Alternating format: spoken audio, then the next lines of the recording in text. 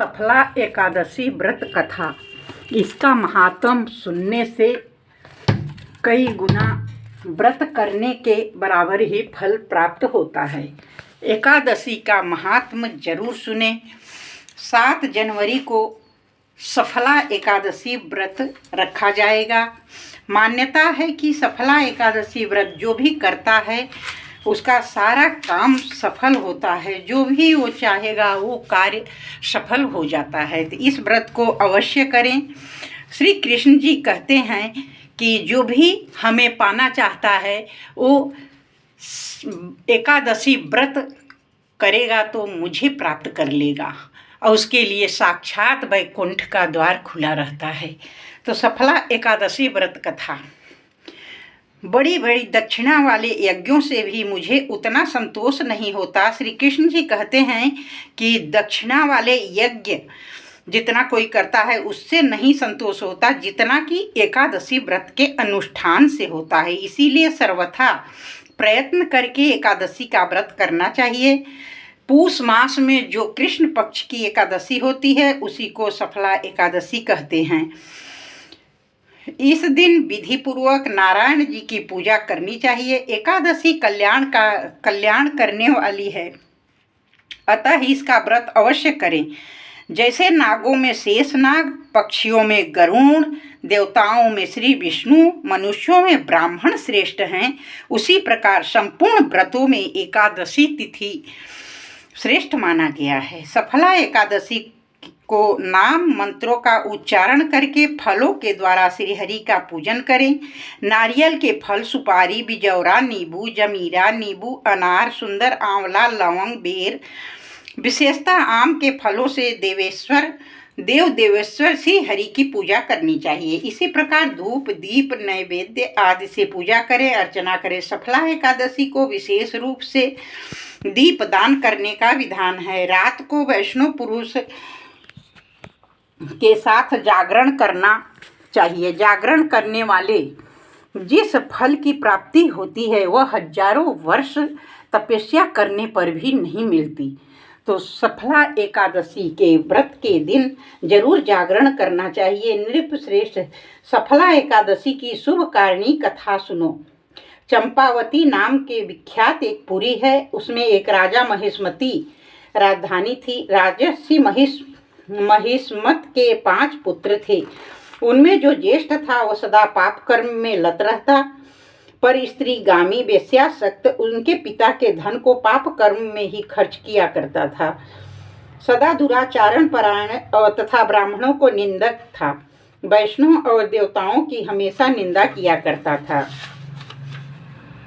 अपने पुत्र को ऐसे पापाचारी देखकर राजा महिष्मत ने राजकुमारों में उनका नाम लुम्भक रख दिया। फिर पिता को भाइयों ने मिलकर राज्य से बाहर निकाल दिया। लुम्भक नगर से निकलकर गहन वन में चला गया। वहीं रहकर उस पापी ने प्रायः समूचे नगर का धन लूट लिया करता था। एक दिन चोरी करने के लिए नगर में आया तो रात में पहरा देने वाला सिपाहियों ने उसे पकड़ लिया, किंतु जब उसने अपने को राजा महिष्मत का पुत्र बतलाया तो सिपाहियों ने उसे छोड़ दिया।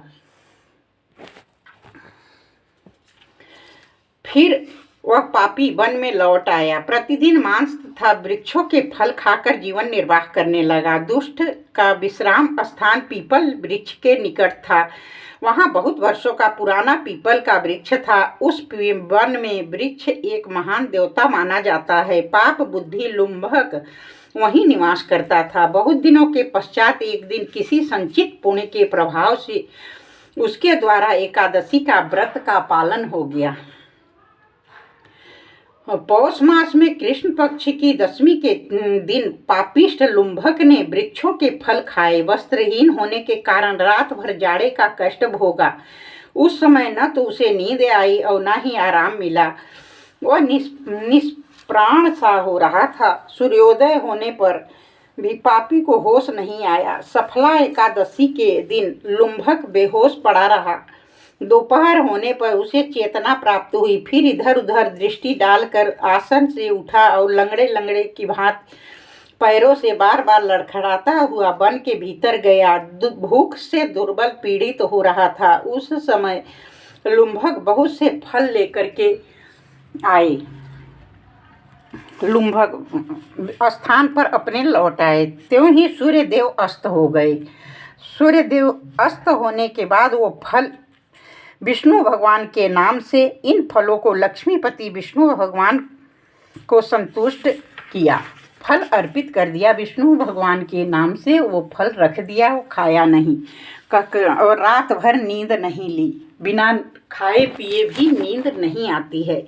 इस प्रकार अनायास ही उसने व्रत का पालन कर लिया। उस समय सहसा आकाशवाणी हुई, राजकुमार तुम सफला एकादशी के प्रसाद से राज्य और पुत्र प्राप्त करोगे। बहुत अच्छा कहकर उसने वो वरदान स्वीकार किया। उसके बाद उसका रूप दिव्य हो गया। तब से उसकी उत्तम बुद्धि भगवान विष्णु के भजन में लग गई। दिव्य आभूषणों की शोभा से संपन्न होकर उसने अकंटक राज्य प्राप्त किया।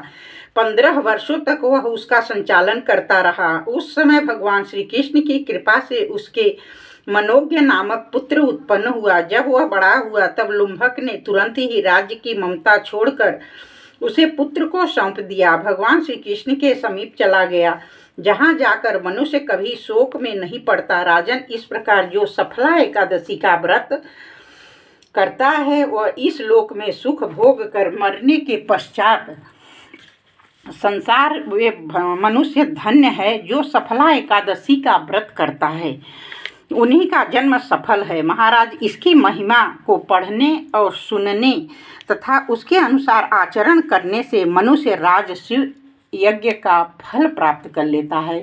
तो व्रतों में सबसे श्रेष्ठ व्रत एकादशी व्रत है। इसे जरूर करें। सबसे निवेदन है कि भक्ति का मार्ग ही अपनाएं। कोई उपाय करके कुछ भी नहीं मिलेगा। जो सारे सब बताते हैं ये उपाय करो, वो उपाय करो, उपाय से कुछ नहीं प्राप्त होगा। बिना कृष्ण के शरण में गए, बिना राधा का नाम उच्चारण किए कुछ भी प्राप्त नहीं होगा। मेरे भक्तों, मेरे भाई बहन सब अपने कार्य करते हुए राधा का स्मरण करें, कृष्ण का स्मरण करें, वही सफल होगा और कुछ नहीं होगा। कोई भी उपाय कर लीजिए, कुछ उपाय से कुछ मिलने वाला नहीं है भगवान की भक्ति के अलावा। जय श्री राधे राधे।